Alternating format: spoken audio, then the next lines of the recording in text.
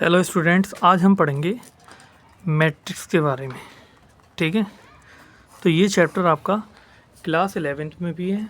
ठीक है, और ये जो चैप्टर्स हैं आपके ग्रेजुएशन पोस्ट ग्रेजुएशन में भी आपके काम में आते हैं। और जो आपके कॉम्पिटिटिव एग्ज़ाम हैं CSI या नेट हो गया, UPSC, मैथ ऑप्शनल, XYZ, इन जैसे एग्ज़ाम में भी काम में आते हैं। तो अब हम इसको समझने की कोशिश करेंगे। ठीक है, तो मैं क्या करूँगा, यहाँ से आपको बेसिक से पढ़ाऊँगा। ठीक है, मैट्रिक्स जो आपको मतलब आपका बेसिकली जो ये वीडियो बन रही है ये आपकी जो डेडिकेटेड हैं वो आपकी CSI या नेट और UPSC मैथ ऑप्शनल और जो इंजीनियरिंग के स्टूडेंट्स होते हैं जो ग्रेजुएशन में हैं जिनके पास मैथमेटिक्स है उनके लिए डेडिकेटेड है। लेकिन हाँ, 11th-12th के बच्चों के लिए भी काफ़ी अच्छा कुछ मैं बेस बताने की कोशिश करूँगा। ठीक है, तो मैट्रिक्स होती क्या है? ठीक है, तो मुझे जहाँ तक मेरा यहाँ तक ख्याल है, तो आप जो मेरी वीडियो देख रहे हैं वो ग्रेजुएशन पोस्ट ग्रेजुएशन, ठीक है, सीनियर बच्चे ही होंगे। तो मैट्रिक्स के बारे में आपने पढ़ा तो होगा, मैट्रिक्स होती क्या है। ठीक है, लेकिन अब ज़रा समझते हैं कि मैट्रिक्स आखिर मैट्रिक्स का यूज़ क्या है, थोड़ा सा यहाँ मैं बताने की कोशिश करूँगा। ठीक है, कि मैट्रिक्स जो है आपका ये मैथ में कंसेप्ट क्यों डेवलप किया गया। तो देखो, इसके पीछे का सिंपल रीज़न मैं आपको बताता हूँ। आपने देखा होगा आपके पास कुछ इक्वेशंस होती थी, जैसे क्लास 9th में, क्लास 10th में आपने देखा होगा। जैसे मान लो x + 2y = 1 और आपका मान लो 5x + y = 2। तो ऐसी कंडीशन में ये जो सिस्टम ऑफ इक्वेशंस होता था ये एग्जिस्ट कर रहा है या नहीं कर रहा है, और आप इसकी x और y की वैल्यू निकाल लेते थे। ठीक है, आप इसमें मल्टीप्लाई करते थे 5 से, फिर माइनस करते थे, और x एंड y की वैल्यू आप easily you can find. But अब देखो बात क्या है, कुछ ऐसी भी कंडीशन आपको देखने को मिलती है जहाँ पे सिस्टम ऑफ इक्वेशन जो है आपका वो कंसिस्टेंट नहीं होता है, वो इनकंसिस्टेंट होता है। ठीक है, तो जैसे मान लो अगर मैं आपसे इस तरीके से कहूँ x + y + z = 1, x + 2y + 3z = 1 2, तो ऐसी कंडीशन में x y z की वैल्यू निकालना आपके लिए काफ़ी टफ पड़ेगी या नहीं पड़ेगी। तो इन्हीं चीज़ों को, इस तरीके की इक्वेशंस को हम इजीली सॉल्व कर सकें, इसलिए अब हम यहाँ पे मैट्रिक्स एक ऐसा कंसेप्ट लाया गया जिसके द्वारा आप आसानी से इन इक्वेशंस को सॉल्व कर सको। बेसिकली इसका जो यूज़ है ना वो यही है मैट्रिक्स का, मैं आपको बताऊँ। तो देखो, सबसे पहली बात, अब बात करते हैं मैट्रिक्स होती क्या है। ठीक है, मैंने आपको थोड़ा सा यूज़ बता दिया कि किस तरीके से हम यूज़ करना है। ठीक है, सिस्टम ऑफ इक्वेशन को बेसिकली सॉल्व करने के लिए मैट्रिक्स के कंसेप्ट को डेवलप करा गया है। अब देखो, आप बात सुनो ध्यान से। अब देखो क्या है, जैसे ये सिस्टम ऑफ इक्वेशन है, तो पहले मैं आपको बताता हूँ। देखो, पहले तो ये समझ लो मैट्रिक्स होती क्या है। ठीक है, फिर उस मैट्रिक्स के ज़रिए मैं आपको सॉल्व करके भी दिखाऊंगा कि सिस्टम ऑफ इक्वेशन को सॉल्व कैसे करते हैं। आगे सब पढ़ेंगे, रैंक वगैरह सारी चीज़ें निकालना मैट्रिक्स की सीखेंगे। ठीक है, उसकी हेल्प से हम अभी देखेंगे सिस्टम ऑफ इक्वेशंस को भी सॉल्व करना सीखेंगे, टाइप्स ऑफ मैट्रिक्स। 11th में तो 11th-12th में जो थी आपकी मैट्रिक्स जो भी थी, क्लास 11 में थी, क्लास इंटर में थी आपकी मैट्रिक्स, तो मेरे ख्याल से 3rd चैप्टर था। तो वहाँ पे तो बस कुछ टाइप की मैट्रिक्स दी हुई थी, यहाँ पे आपको और भी मैट्रिक्स के टाइप देखने को मिलेंगे। तो देखो बात सुनो, ये जो आपकी सिस्टम ऑफ इक्वेशन है, ठीक है, यहीं से मैट्रिक्स का देखो, ये सब ये समझ लो कि एक तरीके से यहाँ पे डिस्कवरी हो रही है बैठ के। मान लो, सपोज कर लो कि यार इस तरीके से साइंटिस्टों ने सोचा यार इस सिस्टम ऑफ इक्वेशन को सॉल्व करना है, तो देखो उसके लिए एक कंसेप्ट लाया गया। ये समझो कि अगर मैं क्या करूँ, देखो इसके कोएफिशिएंट क्या है XYZ की, 1 1 1, इधर 1, इधर 2, इधर 3। ठीक है, तो अब यहाँ पे अगर आप ध्यान से देखो, अगर मैं क्या करूँ, 1 1 1, ठीक है, इसके कोएफिशिएंट, और नीचे इनके कोएफिशिएंट 1 2 3। अगर इसको मैं एक रेक्टेंगुलर अरेंजमेंट में लिख दूँ, किस में लिख दूँ, रेक्टेंगुलर अरेंजमेंट में लिख दूँ।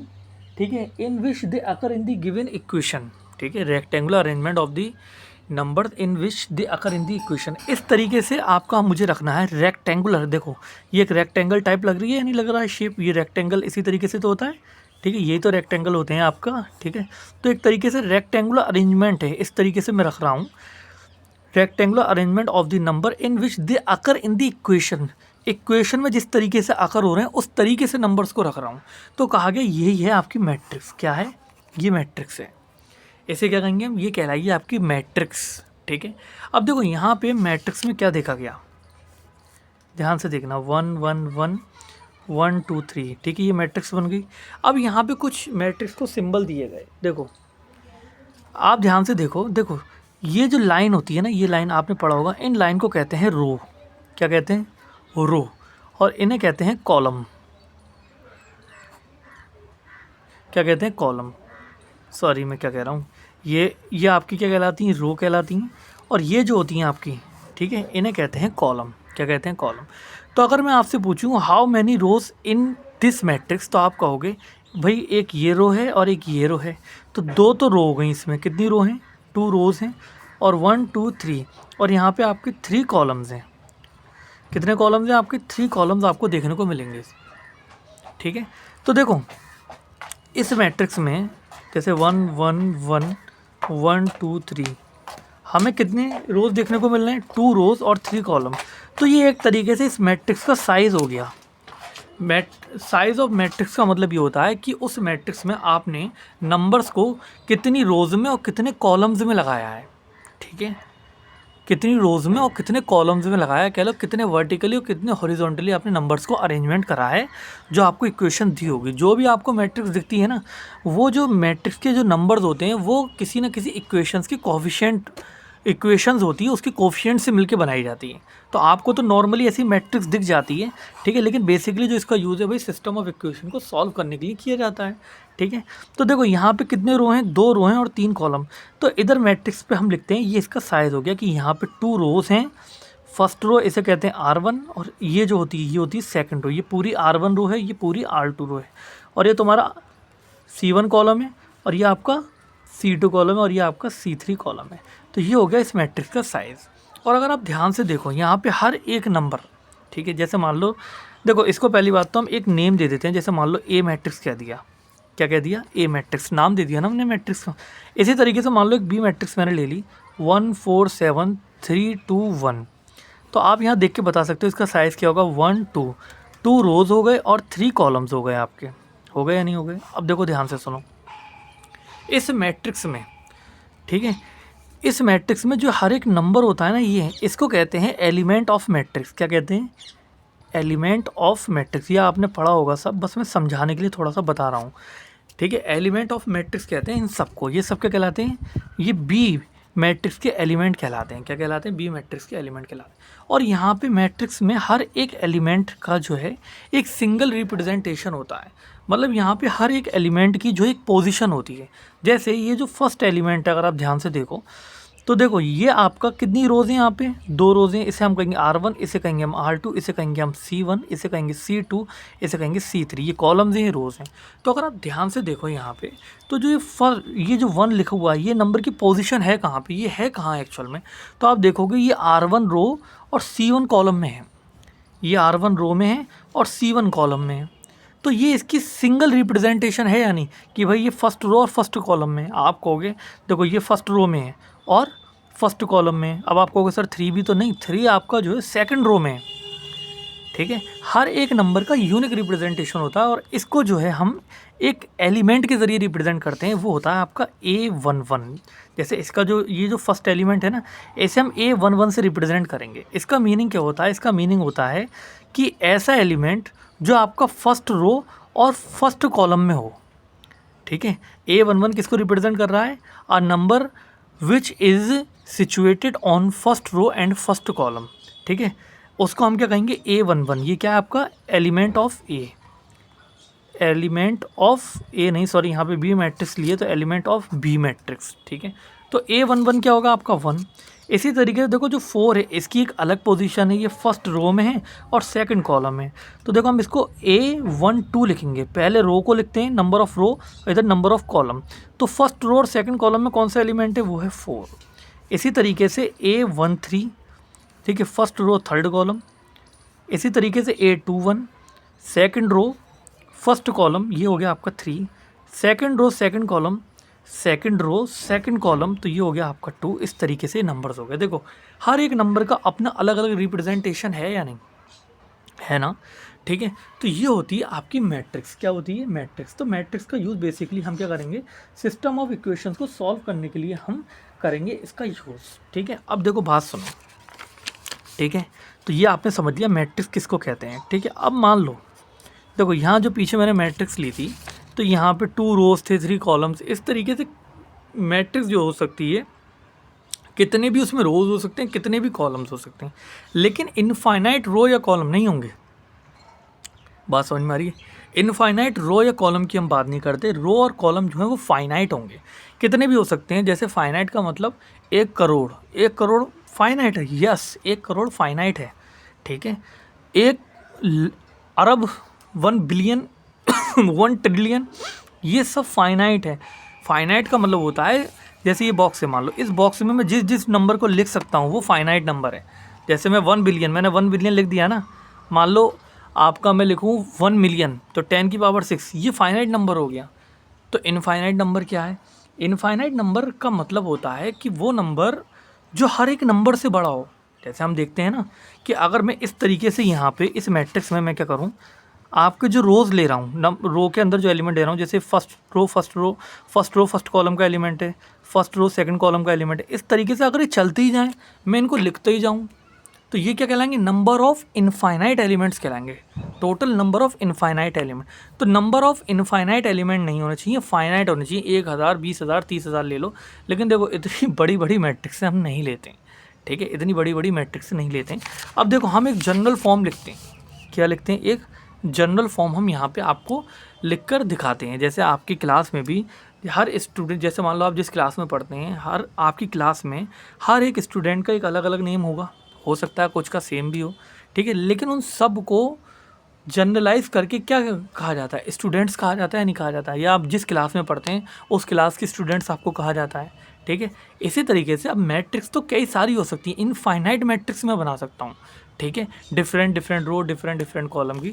तो एक मैं क्या करता हूँ, जनरल मैट्रिक्स आपको लेके चलता हूँ, ठीक है, कि भाई मैट्रिक्स जो होती है वो इस फॉर्म की होती है। तो देखो जैसे ए मैट्रिक्स में लेता हूँ, अब देखो यहाँ पे जो भी एलिमेंट होगा, फर्स्ट रो फर्स्ट कॉलम पे कोई ना कोई एलिमेंट होगा, तो इस एलिमेंट को हम कैसे दिखाएंगे? A11 से। इसी तरीके से फर्स्ट रो सेकंड कॉलम, ये फर्स्ट रो सेकंड कॉलम में ये एलिमेंट होगा, first row third column, first row fourth column, dot dot dot dash. मैं फाइनाइट ही एलिमेंट ले सकता हूँ। तो देखो ये जो रो है ये तो भाई R1 ही रहेगी ना, ये जो रो है ये तो R1 ही रहेगी। ये रो को रिप्रेजेंट कर रहे हैं, ये कॉलम को, ये रो को, ये कॉलम को। देखो रो आपकी कांस्टेंट है या नहीं? कॉलम मुझे फाइनाइट लेने हैं, तो मैंने मान लिया यहाँ पे मैंने n कॉलम्स ले लिए। कितने कॉलम्स ले लिए? n कॉलम्स ले लिए। बात समझ में आ गई या नहीं? n का मतलब जैसे 10 भी हो सकते हैं, 20 भी हो सकते हैं, 30, 40, 50, जनरली इतने बड़े हम नहीं लेते हैं। तो ये जनरल मैट्रिक्स मैं आपको बना के दिखा रहा हूँ कि भाई A11, A12, A13 इस तरीके से एलिमेंट चलते हैं। इसी तरीके से सेकेंड रो, और अब सेकेंड रो चलेगी और first column, second row second column, second row third column, dot dot dot dash, second row nth column हमने लिए हैं, ठीक है। अब जितने भी कॉलम होंगे आपको उसे यहाँ लिखना है, जितने भी नंबर ऑफ़ कॉलम्स होंगे, तो हमने उसे n यहाँ पे लिख दिया, क्योंकि हमें मैट्रिक्स का साइज़ भी तो बताना है भाई, ठीक है। अब देखो बात सुनो, इस तरीके से ये एलिमेंट चलते जाएंगे। अब देखो जब ये चलता जाएगा तो आपको ध्यान से, अगर आप ध्यान से देखें, first row first column, second row first column, अब यहाँ पे कॉलम कांस्टेंट है। अब मैंने मान लिया जो नंबर ऑफ़ कॉलम्स होंगे आपके, ठीक है, कॉलम तो आपके कांस्टेंट हैं, लेकिन रो आपका वेरी कर रहे हैं, तो मैंने मान लिया नंबर ऑफ जो आपकी रोज़ होंगी, ठीक है, वो मैंने मान लिया m है। कितनी है? m रोज़ मान ली। तो ये आपका जो भी होगा, जैसे m मान लो 10 होगा, तो ये 10वीं रो होगी, मान लो सपोज़ कर लो 10th रो होगी, 10th रो फर्स्ट कॉलम। यहाँ पे जो भी एलिमेंट होगा तो वो जो नंबर ऑफ़ रो होगी, जैसे मान लो 10th रो है तो 10th रो और फर्स्ट कॉलम। इसी तरीके से यहाँ पे m रो सेकंड कॉलम, ऐसे ही हम चलते रहेंगे, ठीक है। अब यहाँ पे देखो ये आपकी रो तो यहाँ पे कांस्टेंट है ना तुम्हारी, यहाँ पे भी कांस्टेंट है रो, तो यहाँ पे m ये भी कांस्टेंट होगा, ठीक है। ऐसे ही करते करते जब हम जाएंगे तो m रो और nth कॉलम हमें मिल जाएगा। यहाँ पे जो भी एलिमेंट लिखा होगा आपका वो m रो nth कॉलम कहलाएगा। अब देखो यहाँ पे नंबर ऑफ हमने जो रोज़ मानी है वो कितनी मानी है? m रोज़ मानी है, 1 2 that dot dot dash m रो है। तो इसका साइज़ हम कैसे लिखेंगे? यहाँ पे लिखता हूँ m/n। तो m/n ऑर्डर की ये क्या होगी? तुम्हारी एक मैट्रिक्स हो गई। बात समझ में आई या नहीं आई? आ गई अच्छी तरीके से, ठीक है। तो ये होता है general form of an matrix, ठीक है। तो हो सकते हैं किसी भी मैट्रिक्स में number of element, number of rows और number of column different different हो, तो मैंने जनरली फॉर्म में लिख दिया। जैसे सपोज़ करो, अगर मान लो कोई मैट्रिक्स आपको दी है, वो आपको दी है मान लो 2/3 साइज़ की, ठीक है। कितने साइज़ की दी है? 2/3 साइज़ की, मतलब 2 रो और 3 कॉलम। कितने? 2 रोज़ होंगे आपकी और 3 कॉलम्स होंगी। तो देखो जो फर्स्ट एलिमेंट होगा A11, A12 first row second column, first row third column. तो देखो यहाँ पे जो ये कॉलम है आपका 3, ठीक है, यहाँ पे इससे आप कंपेयर कर लो। मान लो ये जो n है ये किसके बराबर होगा, 3 के बराबर। तो जो n की वैल्यू यहाँ है वो मैं यहाँ लिखता हूँ। इसलिए जब हम इसके साइज़ को लिखेंगे तो जो ये वैल्यू यहाँ पे होगी उसको मैं कहाँ लिखूँगा, यहाँ पे लिखूँगा। एक्चुअल में किस चीज़ को रिप्रेजेंट कर रहा है, 1 2 3, ये कॉलम को रिप्रेजेंट कर रहा है। कैसे, कॉलम को। इसी तरीके से मैं इस मैट्रिक्स के लिए, ठीक है, इस जनरल मैट्रिक्स को सॉल्व कर रहा हूँ समझाने के लिए। Second row first column, second row second column, second row third column. इसी तरीके से यहाँ पे जो आएगी आपकी मैट्रिक्स, यहाँ पे जो एलिमेंट होगा वो 3 1 कहलाएगा कि भाई थर्ड रो और फर्स्ट कॉलम। जैसे यहाँ पे आपका m रो थे और फर्स्ट कॉलम था, अगर मान लो नंबर ऑफ़ रोज़ इसमें जो है तुम्हारी m होंगी, नंबर ऑफ़ रोज़ कितनी होंगी तुम्हारी, m रोज़ होंगी। तो हमने यहाँ पे लिख दिया था जितनी भी आपकी मैक्सिमम रो होती हैं उसे यहाँ लिखा जाता है, मतलब लिखा नहीं आता है, ये जो नंबर, ये जो एलिमेंट रिप्रेजेंट कराया जाता है ना, उसी नंबर से कराया जाता है, उसी नंबर ऑफ़ रोज़ से कराया जाता है, यहाँ पे कह सकते हो। ठीक है, third row second column, third row third column, बस ये हो गई आपकी मैट्रिक्स। ठीक है, तो general form of an matrix ये हो गया। अब देखो बात क्या है, हम यहाँ पे मैट्रिक्स को एक कॉम्पैक्ट फॉर्म में लेके चलेंगे। इस बात को समझने की ज़रूरत है, compact form of a matrix. Compact form of a matrix जो होती है, compact form of a matrix, ठीक है, compact form of a matrix. जैसे ए मैट्रिक्स है तो मैं इसे AIJ लिखूँगा। क्या लिखूँगा, AIJ लिखूँगा, और m/n। तो इस जो जैसे ये जो मैट्रिक्स थी ना, इसको मैं इस तरीके से लिखूँगा। तो देखो इसका मीनिंग यहाँ पे क्या है, जो i की वैल्यू है तुम्हारी वो 1 2 से लेके m तक है, और n की जो वैल्यू है, सॉरी j की जो वैल्यू है तुम्हारी वो 1 2 से लेके n तक है। चेक करो यहाँ पे, देखो ये ij है आपके, ij। तो देखो यहाँ पे i की वैल्यू जो है तुम्हारी 1 2 डैश करते जा रहे हैं तो m तक जा रही है। तो मैंने वही तो लिखा, i की वैल्यू m तक जाएगी, और j ये जो है 1 2 3 डैश ये n तक जा रहा है। देखो हर किसी में, यहाँ पे भी 1 2 3 डैश n तक। ऐसे यहाँ पे देखो रो को देखो आप 1 2 डैश m तक जा रहा है। बात समझ में आ रही है। तो ये हो गई compact form of an matrix. ठीक है, तो इस बात को आपको दिमाग में अपने रखना है। अब देखो इस मैट्रिक्स के ऐसे एलिमेंट जहाँ पे देखो ये जो है, हम आपका जो इसका जनरल एलिमेंट, इससे ए का जो एलिमेंट होगा उसे मैं AIJ कह सकता हूँ ना, जनरल एलिमेंट। अब यहाँ पे i और j की वैल्यू डिफरेंट हो सकती है। अगर मान लो i की वैल्यू 1 और j की वैल्यू 1 होगी तो इसका मतलब कैसे रिप्रेजेंट करेगा, A1 को करेगा भाई, फर्स्ट रो फर्स्ट कॉलम का एलिमेंट। ठीक है, अब देखो ध्यान से बात सुनो। अब यहाँ पे क्या है, इस मैट्रिक्स के जैसे ये जो compact form of an matrix थी m/n, ठीक है, यहाँ पे नंबर ऑफ़ रोज़ कितने m और नंबर ऑफ़ कॉलम में n। यहाँ पे अगर i = j है, ऐसे एलिमेंट जिसमें i = j हो रहा है, यानी कि A11 A22 A33, इस तरीके के जितने भी हो सकते हैं एलिमेंट्स, ANN तक जाएंगे। ये एलिमेंट्स कितने जाएंगे, ANN तक। ये सारे के सारे जो एलिमेंट्स होते हैं ये आपके डायगोनल एलिमेंट्स कहलाते हैं। क्या कहलाते हैं, ये कहलाते हैं आपके डायगोनल एलिमेंट्स। इन्हें हम क्या कहते हैं, ये कहलाते हैं डायगोनल एलिमेंट्स। ठीक है, अब सुनो ध्यान से बात। अब देखो एक बात ध्यान से सुनना, जो compact form of an matrix है, ठीक है, जो मैंने ये मैट्रिक्स ली थी, अब मैं इसको ऐसे, इस मैट्रिक्स को ऐसे लिख के दिखाऊंगा। ठीक है, compact form of an matrix की मैं बात कर रहा हूँ। ठीक है, अब देखो यहाँ पे जो आपका IJ एलिमेंट है ये क्या रिप्रेजेंट कर रहा है, ये रिप्रेजेंट कर रहा है IJth एलिमेंट को। किससे, कि भाई इस मैट्रिक्स का जो IJth एलिमेंट होगा उसको रिप्रेजेंट ये कर रहा है। और I क्या है, नंबर ऑफ़ रो, और J है नंबर ऑफ़ कॉलम। देखो इसको समझने की कोशिश करते हैं थोड़ा और, मैं अच्छे से बताता हूँ। जैसे ये मैट्रिक्स है तुम्हारी A = 1 2 3 4 5 6। अगर मैं आपसे कहूँ कि इसका A12 एलिमेंट बताओ तो क्या होगा, 2। इसी को ही हम ऐसे लिख सकते हैं, ये इस मैट्रिक्स का 1/2 एलिमेंट है। इस तरीके से भी हम इसको लिख सकते हैं। बात समझ में आई या नहीं, यानी कि इस चीज़ को हम ऐसे भी लिख सकते हैं। ठीक है, इसका मतलब क्या, ये क्या है, element of a matrix, element of a matrix. बात समझ में आ गई या नहीं आ गई। ठीक है, इसी तरीके से जो इसका IJth एलिमेंट होगा जनरली अगर हम ले लें तो इसका मतलब क्या है, ये नंबर ऑफ़ रो को रिप्रेजेंट कर रहा है, ये नंबर ऑफ़ कॉलम को। तो ये कौन सा एलिमेंट होगा, ith रो वाला एंड jth कॉलम वाला ये एलिमेंट होगा। तो जनरली देखो टीचर तो सिंपली नॉर्मली बस मैट्रिक्स को लिख देते हैं, बता देते हैं भाई ये फर्स्ट रो फर्स्ट कॉलम इसमें नंबर ऑफ़ रोज इतने, नंबर ऑफ़ कॉलम्स इतने हो गए, इस तरीके से समझा देते हैं। लेकिन आप थोड़ी बड़ी क्लास में तो थोड़ा सा डिटेल में समझो। बस इस बात को दिमाग में रखना, compact form of an matrix, इसी के ज़रिए अब आगे सारी मैट्रिक्सों को अच्छे तरीके से मैं आपको समझाऊंगा। ठीक है, अब बात करते हैं सबसे पहले टाइप्स ऑफ मैट्रिसेस की। ठीक है, सबसे पहले बात करते हैं टाइप्स ऑफ मैट्रिसेस। अब देखो, अब आप कहोगे सर आपने भी बताया तो कि मैट्रिसेस तो इनफाइनाइट मैट्रिसेस हो सकती हैं, तो क्या मैं सब लिखूँगा? नहीं। लेकिन देखो यार, ऐसा होता है जैसे इंसान भी इस वक्त दुनिया में 7 बिलियंस हैं। ठीक है, और मतलब जैसे अगर मैं बात करूं पॉपुलेशंस ऑफ अ वर्ल्ड, ये तो काउंटेबल चीज़ है, मान लो सपोज कर लो, लेकिन मैं एक बात कह रहा हूँ कि हर कोई है तो इंसान है ना। हम लोगों में जैसे अगर हम इंसानों में बात करें, हम सब कौन है? ह्यूमंस हैं। लेकिन ह्यूमंस भी तो डिफरेंट डिफरेंट नेचर के होते हैं, जैसे कुछ ज़्यादा मोटे होंगे, कुछ ज़्यादा पतले होंगे, है ना, कुछ ज़्यादा स्ट्रॉन्ग होंगे, कुछ ज़्यादा जो है कमज़ोर हो सकते हैं तुम्हारे। ठीक है, कुछ बहुत तेज़ दौड़ते होंगे, कुछ जो है बहुत धीरे दौड़ते होंगे। वो बात अलग है कि दौड़ते सब हैं।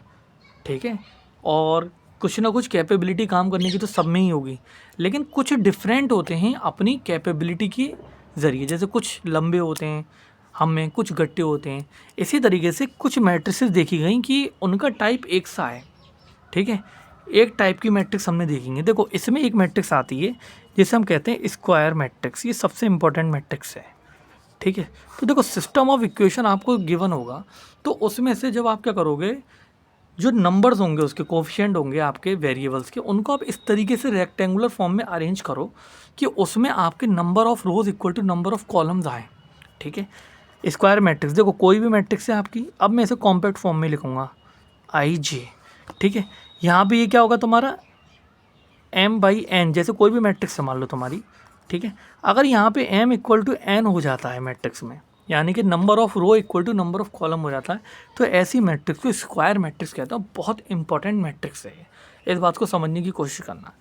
ठीक है, जो स्क्वायर मैट्रिक्स होती है ना, अभी मैं बताऊंगा आगे चल के, उसी मैट्रिक्स का इन्वर्स निकल पाता है खाली। तो बहुत इंपॉर्टेंट कॉन्सेप्ट है, इसको दिमाग में अच्छे तरीके से अपने फिट कर लो। तो हम बात कर रहे हैं स्क्वायर मैट्रिक्स की। तो देखो, अब इसका एक एग्जांपल से मैं आपको समझाता हूँ। जैसे ये हो गई स्क्वायर मैट्रिक्स 1 2 2 3। देखो नंबर ऑफ रो कितने हैं, 1 2 फर्स्ट रो सेकंड कॉलम, वो sorry first row second row first column second column. ठीक है, तो 2 बाई 2 की मैट्रिक्स होगी। ठीक है, तो ये सब कहलाती हैं आपकी स्क्वायर मैट्रिक्स। क्या कहलाती हैं? आपकी स्क्वायर मैट्रिक्स कहलाती हैं। ठीक है, अब देखो बात सुनो ध्यान से, ये क्या कहलाती हैं? आपकी स्क्वायर मैट्रिक्स। ठीक है, तो हम स्क्वायर मैट्रिक्स को कॉम्पैक्ट फॉर्म में ऐसे लिखते हैं। देखो ए आई जे एन बाई एन या एम बाई एम। इसका मतलब क्या है? नंबर ऑफ रो और नंबर ऑफ कॉलम सेम है। जब मैं एम बाई एन लिख रहा हूँ ना, तो इसका मतलब क्या है? रो अलग हैं और कॉलम अलग हैं। एन बाई एन या एम बाई एम या एल बाई एल या पी बाई पी, अगर इस तरीके से कोई भी नंबर में अगर मैं इस तरीके से लिखता हूँ, तो इसका मतलब क्या है? Number of row equal to number of column होते हैं। जहाँ पे जो आई की वैल्यू है तुम्हारी, वो 1 2 से लेके एन तक जाएगी, और जे की वैल्यू 1 2 से लेके एन तक जाएगी। जैसे इस मैट्रिक्स को आप ले लो, इस मैट्रिक्स में क्या हो रहा था, मैं ना थोड़ा सा जरा उसको खोल के समझाना चाह रहा हूँ मैट्रिक्स को। ठीक है, चाहूँ तो मैं अच्छे तरीके सिंपल तरीके से बता सकता हूँ। ठीक है, लेकिन कॉन्सेप्टों को समझो अच्छे तरीके से। 1 2 2 3। देखो इसमें क्या है, आपका 2 रो हैं 2 कॉलम है। अब जैसे ये A1 A11 A12 A22 A21 A22 इसको रिप्रेजेंट कर रहा होगा या नहीं कर रहा हूँ? अब देखो यहाँ पे जो आई होगा, ये आई, ये 1 से लेकर 2 तक है। 1 से लेके जो आई की वैल्यू है तुम्हारी, वो 1 से लेके कहाँ होगी तुम्हारी? 2 तक होगी। ठीक है, और जो जे की वैल्यू होगी वो भी क्या होगी? 1 से लेके, देखो 1 से लेके 2 तक होगी या नहीं होगी? तो इसका मतलब क्या है, यहाँ पे नंबर ऑफ रो 2 है, नंबर ऑफ कॉलम 2 है। ठीक है, ये बात समझ में आ गई अच्छे तरीके से? ओके, अब देखो बात सुनो, अब क्या है तुम्हारा स्क्वायर मैट्रिक्स में। ठीक है, जो आपकी स्क्वायर मैट्रिक्स होती है, स्क्वायर मैट्रिक्स में वो एलिमेंट, जैसे ये आपके एलिमेंट्स होते हैं, हम इसे ये जनरल एलिमेंट कहलाता है किसी भी मैट्रिक्स का। अगर मैट्रिक्स में आई इक्वल टू जे है, मतलब ऐसे एलिमेंट जिसमें आई इक्वल टू जे हैं, तो उन्हें हम डायगोनल एलिमेंट कहेंगे। क्या कहेंगे? वो कहलाएंगे आपके डायगोनल एलिमेंट। जैसे यहाँ पे इस मैट्रिक्स में 1 2 2 3। ठीक है, देखो ये एलिमेंट और ये एलिमेंट, इसे हम कहेंगे डायगोनल एलिमेंट। क्यों? देखो इस एलिमेंट को कैसे रिप्रेजेंट करेंगे? A11 और इसको करेंगे A22, 2 बाई 2 की मैट्रिक्स के लिए। तो देखो I equal to J, I equal to J है या नहीं? तो इन्हें कहेंगे हम डायगोनल एलिमेंट्स। क्या कहेंगे? Diagonal elements. और ये जो एलिमेंट्स होते हैं आपके, ठीक है, दोबारा से एक मैट्रिक्स लेता हूँ। जैसे मान लो 1 2 3 4 5 6 7 8 9। पहली बात तो ये जो डायगोनल एलिमेंट होंगे ये आपके स्क्वायर मैट्रिक्स के ही निकलेंगे। किसके निकलेंगे? स्क्वायर मैट्रिक्स के ही निकलेंगे। जैसे इसमें डायगोनल एलिमेंट कौन कौन से हो गए आपके? 1 5 9, क्योंकि देखो इस एलिमेंट को जो रिप्रेजेंट करेंगे A11 से, और इसको A22 से, और इसको A33 से। यहाँ पे आई जे ये दोनों इक्वल हैं या नहीं हैं, तो इसको क्या कहेंगे हम? डायगोनल एलिमेंट कहेंगे। और डायगोनल एलिमेंट जिस लाइन के अलोंग अरेंज होते हैं, ठीक है, जिस लाइन के अलोंग क्या होते हैं आपके? अरेंज होते हैं, उसे कहते हैं प्रिंसिपल डायगोनल। क्या कहते हैं? Principal diagonal. ठीक है, उसे क्या कहते हैं हम? प्रिंसिपल डायगोनल कहते हैं। तो ये क्या है आपका स्क्वायर मैट्रिक्स का प्रिंसिपल डायगोनल।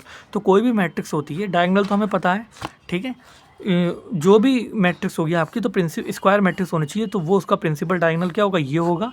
ठीक है, कोई भी मैट्रिक्स है आपका और उसके ये होंगे डायगोनल एलिमेंट्स। ठीक है, अब देखो बात सुनो ध्यान से। ठीक है, एक एग्जांपल और ले लेते हैं। जैसे मैं आपको बताता हूँ, ये मैट्रिक्स है तुम्हारी, मान लो अब मैं एक मैट्रिक्स बी ले लेता हूँ। ठीक है, 1 2 3 4 5 6 ये मैट्रिक्स है आपकी। ठीक है, अब इस मैट्रिक्स के जो डायगोनल एलिमेंट होंगे आपके वो कौन कौन होंगे? 1 5 ये होंगे। पहले तो इसका देखो, इसका साइज़ लिखो, 2 रो और 3 column. Number of row number of column के इक्वल नहीं है, तो इसके डायगोनल एलिमेंट नहीं निकल सकते, क्योंकि डायगोनल एलिमेंट हमेशा स्क्वायर मैट्रिक्स से निकलते हैं। और देखो उसका रीज़न भी सुनो। यहाँ पे डायगोनल का मतलब क्या होता है? आप अपने कमरे में एक किनारे से दूसरे किनारे, आप मेरी बात समझ रहे होंगे मैं क्या कहना चाह रहा हूँ, उसको जब मिलाएंगे तो वो डायगोनल कहलाता है या नहीं कहलाता है?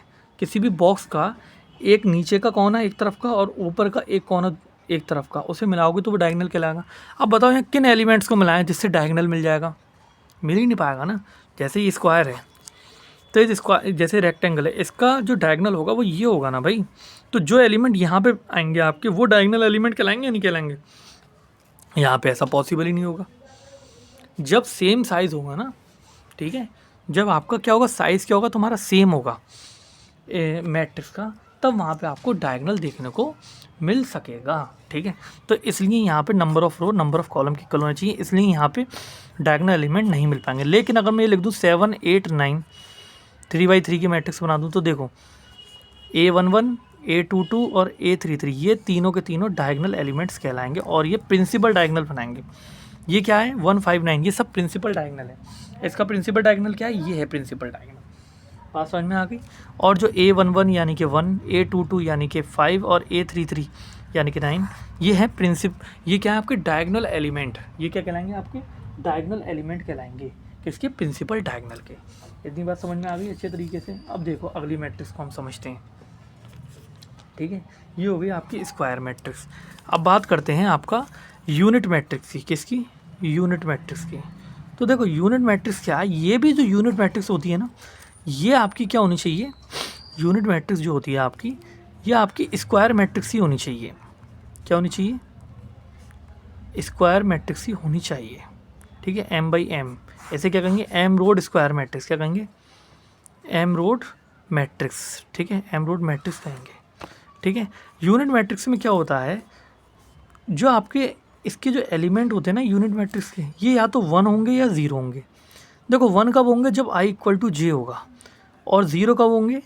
जब i ≠ = j होगा। जैसे मैं एक मैट्रिक्स लेता हूँ तुम्हारा 1 0 0 1, ये 2x2 की मैट्रिक्स है। अब देखो यहाँ पे ये A11 है और ये A22 है और ये A12 और ये A21। तो देखो i और j बराबर है या नहीं?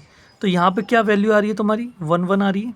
और जब i ≠ = j A1 2 है ना, तो यहाँ पे क्या वैल्यू मिल रही है? 0 मिल रही है। तो इस तरीके की मैट्रिक्स को कहेंगे यूनिट मैट्रिक्स। क्या कहेंगे? Unit matrix. कि यहाँ पे जब i = j है तो 1 आए और जब i ≠ = j है तो वो 0 आए। कुल मिला के यूनिट मैट्रिक्स ये बनती है तुम्हारी। जैसे ये यूनिट मैट्रिक्स है और इसे i से रिप्रेजेंट करते हैं 1 0 0 0 1 0 0 0 1। ये यूनिट मैट्रिक्स कहलाएंगे आपकी। क्या कहलाएगी? Unit matrix. अगर 3x3 की है तो i3 है, अगर 2x2 की है तो i2 हम उसको कहेंगे।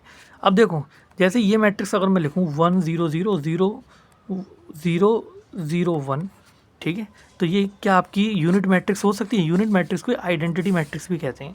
ये नहीं होगी, ये नहीं होगी। क्यों? देखो पहली बात तो इसका इसमें 2 रो हैं और 3 कॉलम है। अब एक बात ये भी तो हो सकती है कि भाई नॉन स्क्वायर मैट्रिक्स में जो है तुम्हारी non square matrix unit matrix क्यों नहीं होती है। तो देखो इसकी डेफिनेशन ये हो गई कि आई इक्वल टू जे बराबर क्या होना चाहिए 1, ये डेफिनेशन है। साइंटिस्टों ने कहा इसको कहेंगे यूनिट मैट्रिक्स, ठीक है। तो अब देखो यहाँ पे अगर हम देखें ये A11 है, ठीक है, ये A12 है, ये A13 है, ये A21 है, ये A22 है और ये A23 है, ठीक है। अगर आप ध्यान से देखो A11 तो 1 आ रहा है, ठीक है, और A22 तुम्हारा क्या आ रहा है 0, तो इसलिए तुम्हारी क्या नहीं होगी यूनिट मैट्रिक्स नहीं होगी। अब आप कहोगे एक काम करो सर यहाँ पे 1 लिख लो, ठीक है, अब तो हो जाएगी, ठीक है। तो देखो सीधी सिंपल बात है, आई इक्वल टू जे जब होगा, जितने भी आई इक्वल टू जे वाले एलिमेंट होंगे वहाँ पे जो एलिमेंट होगा वो 1 आना चाहिए। अब यहाँ पे आई इक्वल टू जे है ही नहीं, इसलिए यहाँ पे हम जो है ये यूनिट मैट्रिक्स एग्जिस्ट करती नहीं है नॉन स्क्वायर मैट्रिक्स की। कुल मिला के बात क्या है, यूनिट मैट्रिक्स जो होती है तुम्हारी स्क्वायर मैट्रिक्स होगी, ठीक है, जिसमें आपके जो डायगोनल के एलिमेंट होंगे, जो प्रिंसिपल डायगोनल के एलिमेंट होंगे वो 1 होने चाहिए और non principal diagonal elements are 0।